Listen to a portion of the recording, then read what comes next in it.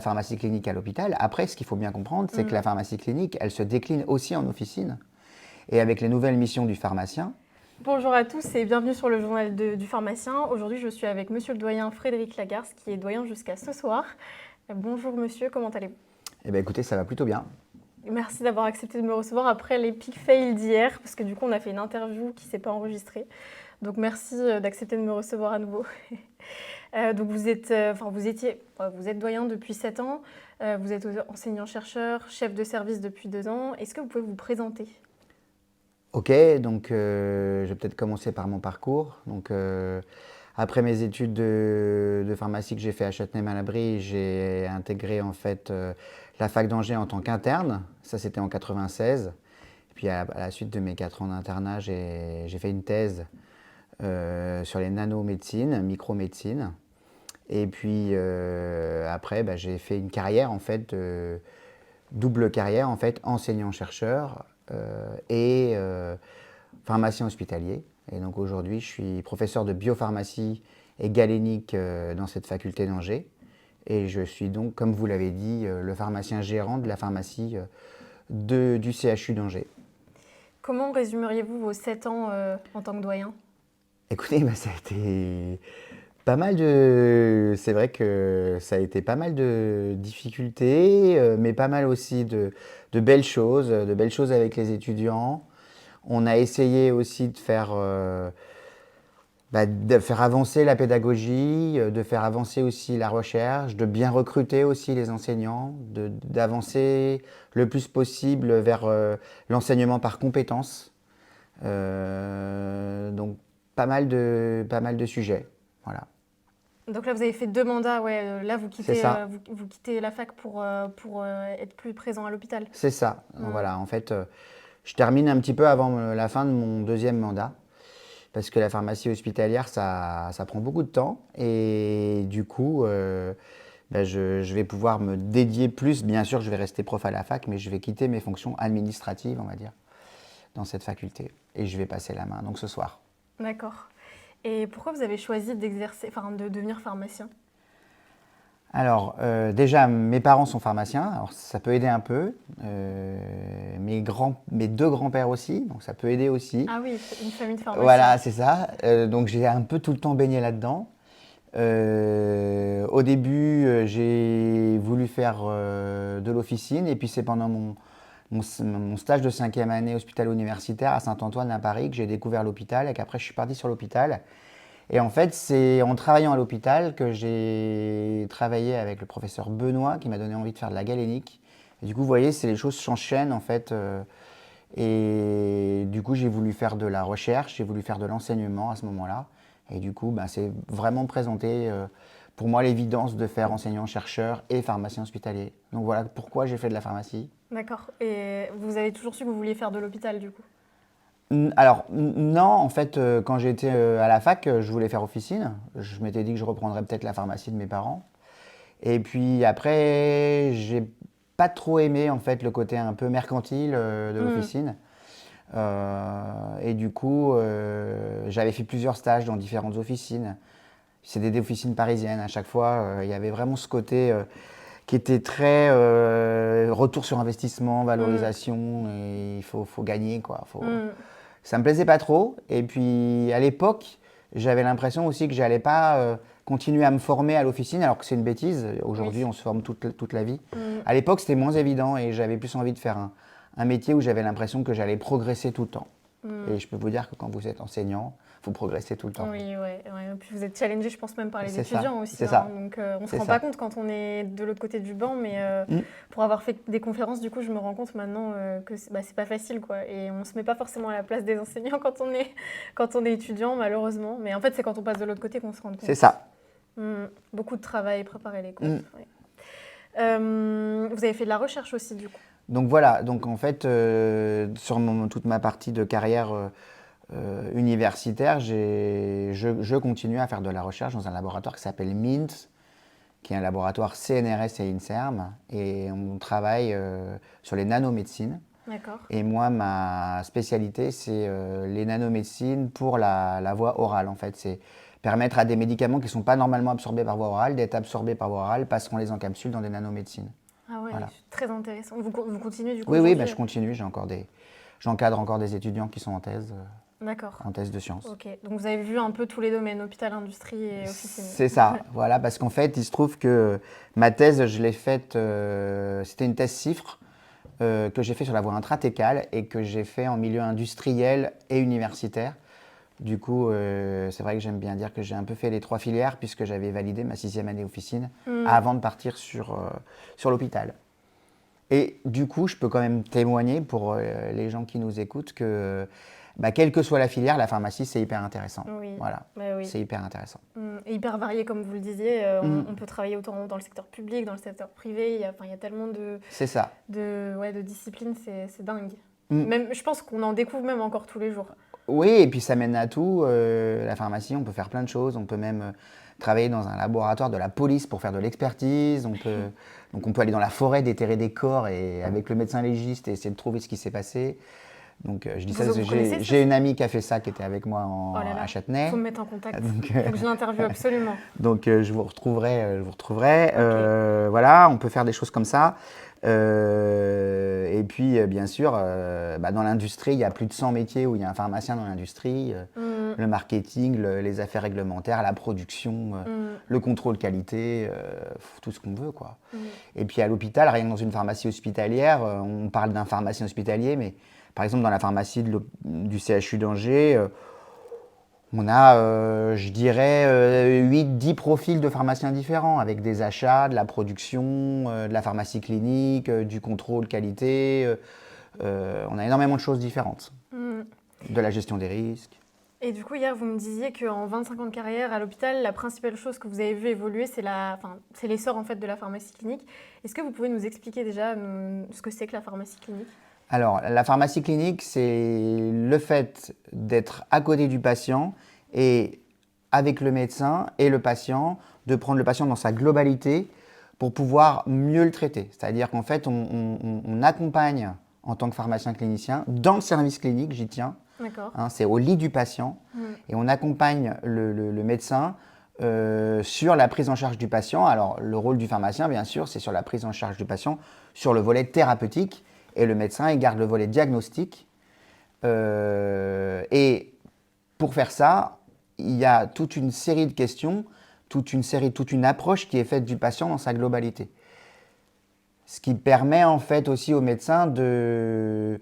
lui, il a sa vision médicale. Par exemple, un cardiologue, il va voir les maladies cardiaques, mais après, peut-être que ce patient-là, il a une insuffisance rénale associée. Peut-être que ce patient-là, il est vieux et qu'il n'est pas capable de prendre ses médicaments chez lui. Du coup, il va falloir adapter les galéniques. Du coup, ce patient, c'est une personne. Et le pharmacien clinicien, il prend en charge ce patient comme une personne et pas simplement comme une personne malade. D'accord. Et où est-ce que la pharmacie clinique est la plus développée en France ? Alors, je dirais qu'il y a des villes qui sont beaucoup plus développées que d'autres et quand on y pense comme ça, on pense à Grenoble, on pense à Nîmes, on pense à Valenciennes, on peut penser un peu à Lyon aussi. Voilà. D'accord. Est-ce qu'il y a des DU ou des masters spécialisés ? En pharmacie clinique ? Oui, bien sûr, oui. Il y a des DU et master, je ne sais pas, mais il y a des DU, oui. On y accède par l'hôpital, par contre, il faut avoir fait... Oui, alors, bien sûr, il faut avoir fait l'internat, mais là, on parle de la pharmacie clinique à l'hôpital. Après, ce qu'il faut bien comprendre, c'est que la pharmacie clinique, elle se décline aussi en officine. Et avec les nouvelles missions du pharmacien, alors là, c'est un petit peu différent, c'est un volet un peu annexe de la pharmacie clinique, mais le fait de faire de l'éducation thérapeutique, par exemple, et d'expliquer... à des patients qui vont à l'officine, comment prendre leurs antidiabétiques, qu'est-ce que c'est que le diabète, et faire finalement tout un nombre d'actions qui supportent en fait l'action médicale, qui vont la soutenir. C'est aussi faire de la pharmacie clinique parce qu'encore une fois, on le fait pour un patient donné, avec un échange qu'il y a avec ce patient qui ne serait pas le même avec un autre patient. Voilà. D'accord. Et où en est-on par rapport au Canada dans la pharmacie clinique ? Alors, on est 20 ans en arrière. On est 20 ans en arrière par rapport au Canada. Je pense qu'on est 10 ans en arrière par rapport à l'Espagne, par rapport au Portugal, par rapport à l'Allemagne, par rapport un peu à l'Italie. Donc en France, on est un petit peu en retard.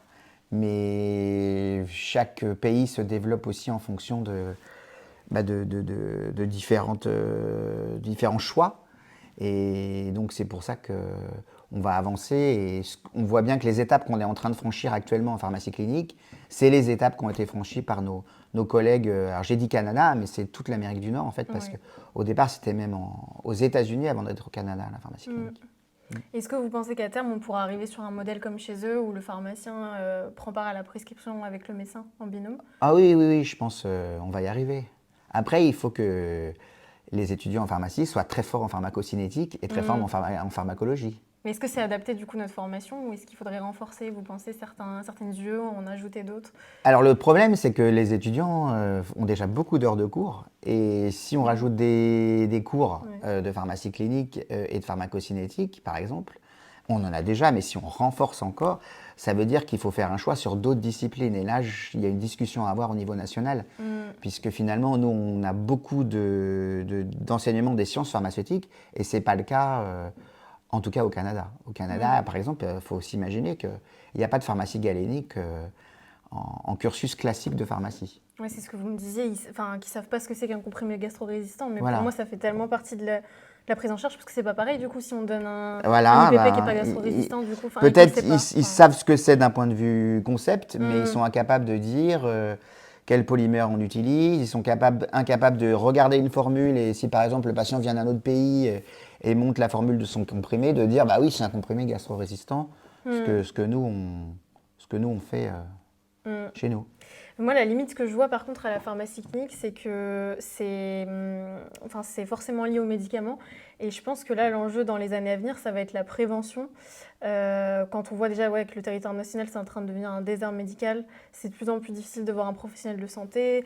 On voit qu'il y a beaucoup de pathologies, comme le diabète dont on a parlé, qui seraient évitables avec une bonne prévention et une promotion de l'activité physique et de l'alimentation. Du coup, je me dis, quelle est la place de la prévention dans la pratique de la pharmacie clinique et est-ce qu'on peut faire de la pharmacie clinique sans médicaments? Alors à mon avis, oui, parce que quand on fait de la pharmacie clinique, c'est une prise en charge globale. Donc dans la prise en charge globale, il y a l'aspect thérapeutique, il y a l'aspect effectivement prévention, il y a aussi l'aspect hygiène de vie, il y a tous ces aspects-là. Donc oui, je pense réellement qu'on peut faire ça. Ouais, parce qu'à terme, je pense que l'objectif dans les années à venir, ça va être d'agir en amont de la maladie et d'éviter le traitement allopathique tant qu'on peut, quoi. Oui, alors le problème, c'est que les forces vives de la pharmacie, c'est l'officine. On ne va pas se mentir. Là où il y a le plus de pharmaciens, c'est les officinaux. Et les officinaux, aujourd'hui, ils sont valorisés sur ce qu'ils vendent. Donc, en fait, ils ne sont pas incités à faire ça. Alors, il y en a, et votre génération, donc tous ceux qui sont sortis depuis 4-5 ans et qui sortent maintenant, et je vois les étudiants qui sont en 4e, 5e et 6e année avec qui je discute, ils ont super envie de faire ce type d'approche. Simplement, c'est pas valorisé. Et donc, je pense que c'est ça qu'il faut revoir complètement. À partir du moment où les actes pharmaceutiques dans les officines seront valorisés, c'est-à-dire on dit par exemple le samedi matin ou samedi après-midi, on va prendre un groupe de patients, on va le mettre avec un pharmacien dans l'officine, il va expliquer c'est quoi le diabète et autres, et comment on fait de la prévention du diabète de type 2 par exemple, Oui. mais que là-dessus il est rémunéré, il va être d'autant plus incité à le faire, et ça fera avancer la santé publique. Et je pense que ce qu'on donnera aux pharmaciens officinales, ça évitera tellement de dépenses de santé à côté, tellement d'hiatrogénie, que finalement, on s'y retrouvera. Mais aujourd'hui, je ne suis pas sûr que les pouvoirs publics soient totalement prêts à ça, en fait. Oui, c'est vrai. Mais moi, quand je vois aussi, par exemple, vous avez vu l'article 30 du PLFSS qui voulait faire des appels d'offres pour les génériques et rembourser plus qu'un seul générique, en fait. Je me dis quand même que le mode de financement à la boîte du médicament, elle n'est plus du tout viable. Mais à la fois, comme vous dites, je ne sais pas s'ils sont prêts à... C'est ça. Voilà, c'est que ça avance très lentement. Et je trouve quand même que le pharmacien, on fait beaucoup de choses et on est peu valorisé pour ces choses-là. Enfin, c'est compliqué, quoi. Je pense qu'on n'arrive pas assez à mettre en avant tout ce qu'on fait. Oui, ouais. Donc ça, c'est vu avec le Covid, mais on n'arrive pas à mettre en avant tout ce qu'on fait en temps. Et je pense que le jour où il y a moins de pharmacies d'officine, où il n'y a plus de pharmacies d'officine, où c'est différent, je pense qu'il y aura un vrai impact sur la santé des personnes. Bien sûr, c'est évident. Donc c'est pour ça que le pharmacien officinal, il est au centre réellement du système de santé publique. Et c'est pareil, moi je veux absolument que les étudiants en pharmacie puissent accéder aux carrières de santé publique. Et aujourd'hui, ce n'est pas forcément le cas. c'est plutôt réservé aux médecins et je pense qu'il faut y arriver. Il faut arriver à ce que par exemple, il y ait un internat en pharmacie, en santé publique, et qu'on puisse du coup former pendant 4 ans des pharmaciens à la santé publique. Je pense qu'on a, avec nos connaissances, avec les cours qu'on a, avec une formation complémentaire, qui ne sera peut-être pas la même que celle des médecins, avec des formations complémentaires, on peut avancer sur la santé publique. Quand il y aura plus de pharmaciens en santé publique, on pourra plus faire valoir ce qu'on fait au niveau officinal, au niveau industriel et au niveau hospitalier. Et c'est complètement cohérent parce qu'on est le premier, professionnel de santé que les gens viennent voir en général. C'est nous qui adressons ensuite, dans le parcours de soins, notre place elle est cruciale, quoi. C'est ça, la pharmacie elle est sur la rue et donc elle est ouverte sur le monde, elle est ouverte sur le quotidien. Et ça veut dire que quand on est pharmacien officinal, il faut qu'on puisse prendre en charge des accidents, au moins les premiers secours, il faut qu'on puisse prendre en charge une crise d'épilepsie, il faut qu'on puisse, le temps que les secours arrivent, il faut qu'on puisse prendre en charge plein de choses qui arrivent, une risque dans la rue avec des blessés, avec une plaie ouverte, il faut qu'on puisse prendre en charge ça. C'est ça aussi l'officine. Oui. C'est pas juste vendre des parfums et je suis désolée, mais voilà, des parfums et des dentifrices. Oui. Voilà. Mais je pense qu'il y a un vrai enjeu de promotion de la pharmacie, tant auprès des étudiants qu'auprès du grand public. Comme vous dites, de faire valoir ce qu'on fait, en fait, faire connaître les pharmaciens. Parce qu'on a un peu, je trouve, le professionnel de santé de l'ombre. C'est ça. C'est ça. Donc ça, je pense que c'est important. Et je pense aussi qu'en termes d'attractivité, c'est important de le montrer. Et je pense que ça aidera aussi plus d'étudiants, si on revient sur les étudiants, plus d'étudiants à choisir pharmacie en premier, choisir pharmacie en premier choix. Complètement. Voilà, parce qu'ils auront envie en fait de faire partie de ce grand système où on est acteur de santé publique, où on est valorisé dans son travail et où on n'est pas juste un commerçant. C'est pas bien d'être commerçant, c'est juste que moi je me dis si on veut être que commerçant, fallait pas faire 6 ans d'études, on peut faire plein d'autres trucs et c'est très bien, je veux dire, il n'y a pas de problème.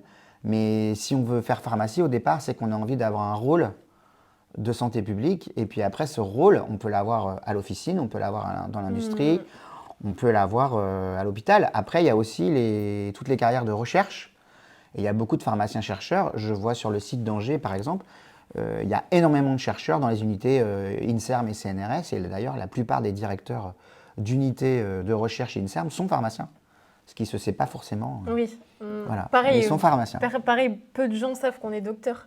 Voilà. Donc ça aussi, c'est...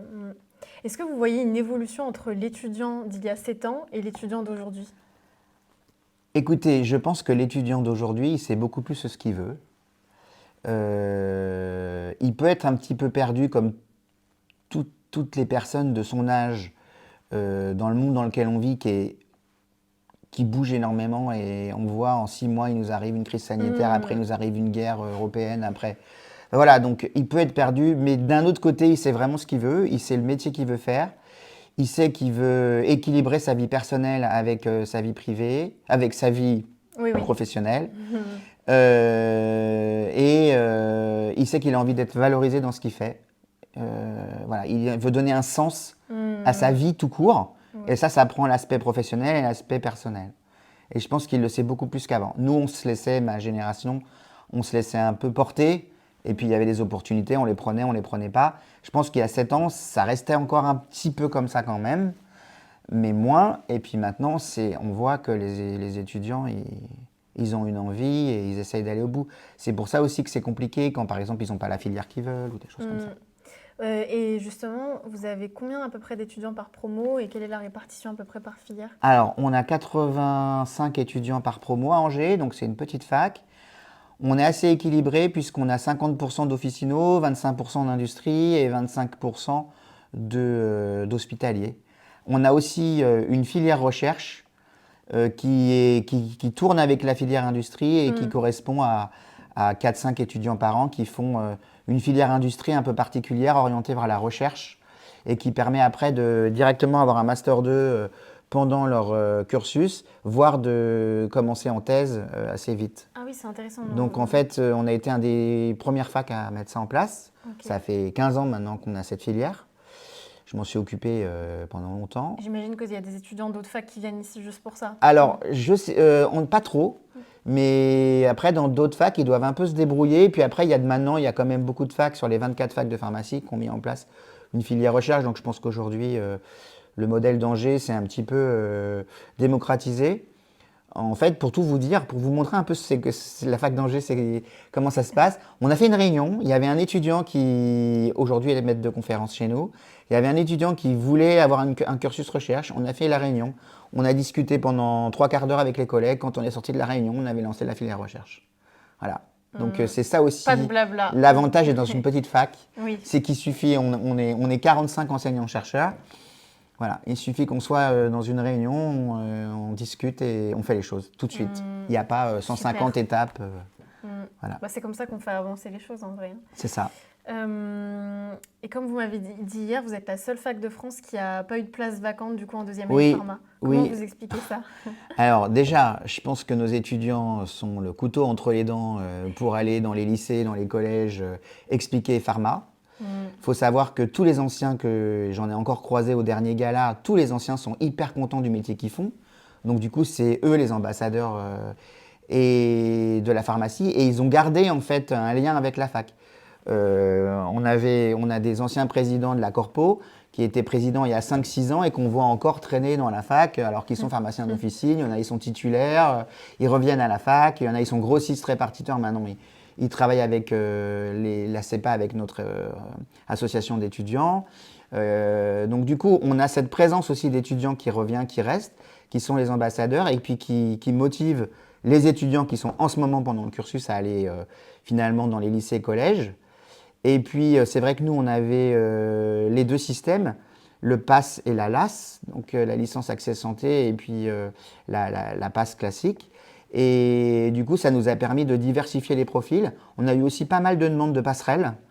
Donc, au total, il nous manque 0 poste. Et on est la seule fac de France à avoir 0 poste. Félicitations. Vous savez, ça se trouve l'année prochaine, on aura des postes en moins et pas les autres. Et donc, on voit qu'il y a un gros enjeu de la promotion auprès des étudiants, des lycéens, voire même collégiens, pour que les étudiants choisissent. Oui, alors il y a aussi un truc, je ne sais pas si ça existe dans d'autres universités, mais les étudiants qui sont au lycée, en seconde ou en première, ils peuvent venir à des cours à la fac.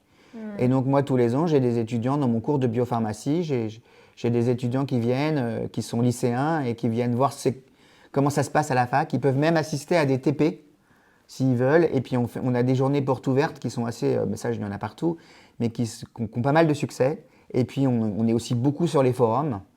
Et encore une fois, les étudiants, on leur dit, mais venez nous voir. Moi, je suis accessible. Les étudiants, je leur dis, venez discuter avec moi ou appelez-moi au téléphone. Ils m'appellent. Du coup, il n'y a peut-être pas beaucoup de facs. Vous pouvez avoir le doyen au téléphone alors que vous êtes en seconde ou en première pour savoir quelle orientation vous allez avoir. C'est vrai. Et donc, on se donne ces moyens-là aussi. Donc, on fait aussi beaucoup de travail pour aller chercher les étudiants.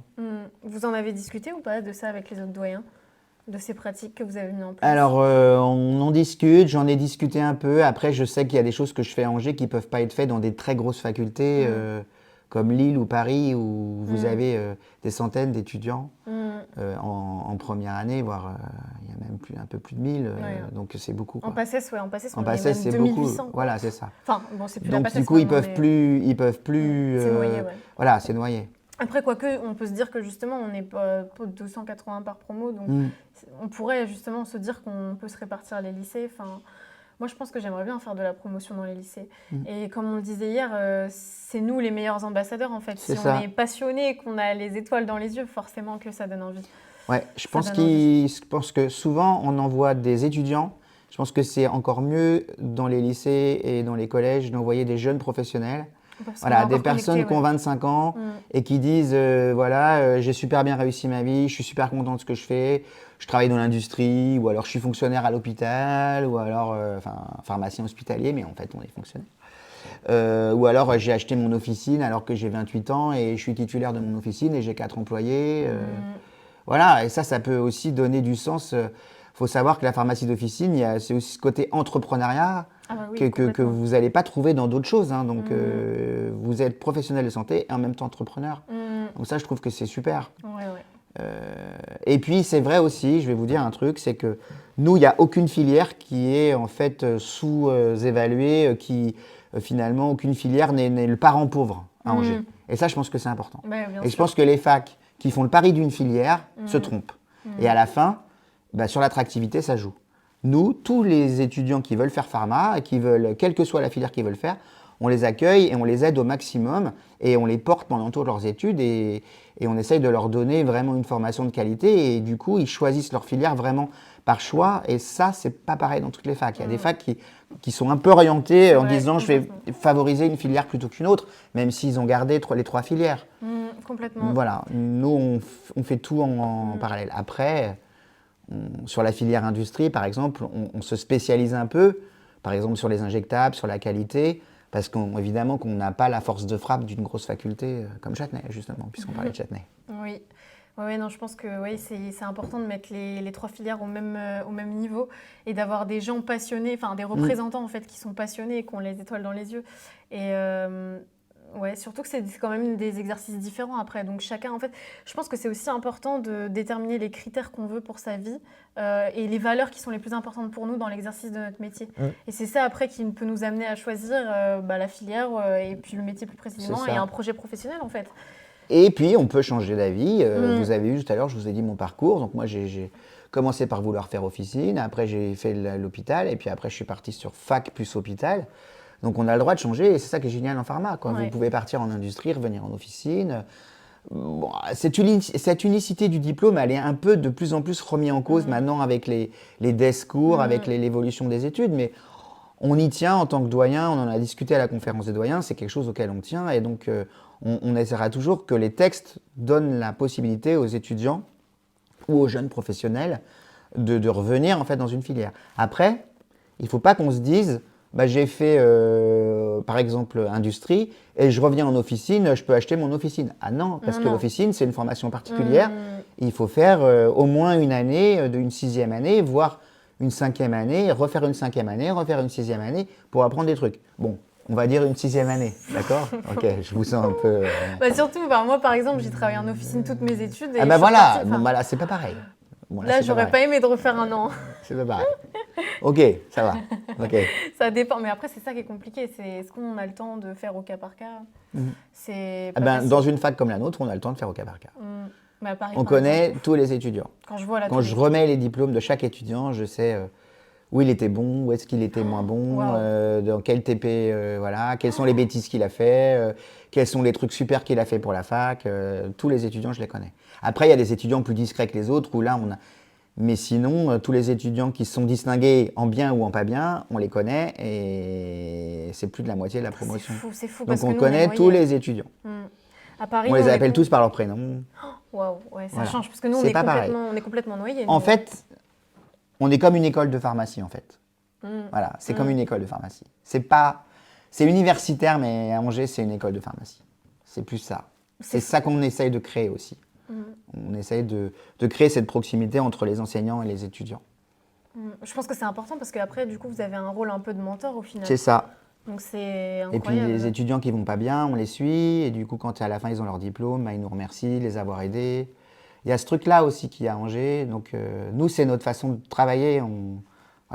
On accompagne beaucoup les étudiants. Ouais. C'est une famille, limite. On pourrait pas... Moi, j'ai tendance à dire que c'est un peu une famille, mais du coup, avec les côtés positifs et négatifs de la famille. Mais on ne pourrait pas travailler autrement, en fait. On les voit tout le temps, les étudiants. On ne pourrait pas travailler autrement. Vous comptez rester impliqué, justement, dans la vie de la fac? Oui. Je continue à m'occuper, du coup, du DES régional de l'internat. Donc je suis toujours responsable de la formation des internes sur le territoire Pays de Loire. Donc oui, je continue à m'impliquer, c'est sûr. On n'a pas fait ça juste... ça se voit, vous avez les yeux qui pétillent quand vous parlez des étudiants. On n'a pas fait ça juste... Oui, voilà, c'est ça. Je ne vous vois pas arrêter, quoi. Et puis j'imagine que c'est gratifiant quand vous voyez qu'il y a du résultat derrière. C'est ça. Et puis quand on voit les étudiants plus tard, qui reviennent nous voir, on leur demande de leurs nouvelles, il y en a qui sont partis... à l'étranger, il y en a qui sont à différents endroits en France. Il y en a beaucoup qui partent à l'étranger? Pas mal, ceux qui sont en industrie, pas mal. Après, il y en a aussi qui partent une année au Canada quand ils sont en officine. Il y en a aussi qui partent au Canada et ne reviennent pas. Voilà, il y en a aussi qui vont faire autre chose que pharmacie après. On a beaucoup d'étudiants aussi qui font une formation complémentaire après pharma, qui font HEC, l'ESSEC. Donc, du coup, ceux-là, quelque part, quand ils s'en vont, on les revoit pas trop parce qu'ils partent. Ils peuvent aussi changer carrément de. Quand ils font les SEC, après, ils peuvent vraiment prendre des postes de management importants, voire dans des endroits qui sont pas forcément pharmaceutiques. Du coup, on les revoit plus trop, quoi. Bah, merci beaucoup pour cette interview. Je vais vous poser la dernière question que je pose toujours. Est-ce que vous avez un conseil ou une inspiration positive pour les étudiants? Alors, bah oui. Je pense que le métier de pharmacien, c'est un métier avec beaucoup de responsabilités. Et moi, ce que je voudrais dire aux étudiants, ce que je voudrais dire aussi aux jeunes pharmaciens qui nous regardent, s'il y en a qui nous regardent, c'est exercer votre métier selon votre éthique, selon vos convictions. Laissez personne vous dire ce que vous devez faire, parce qu'à la fin, c'est vous qui serez responsable de ce que vous avez fait.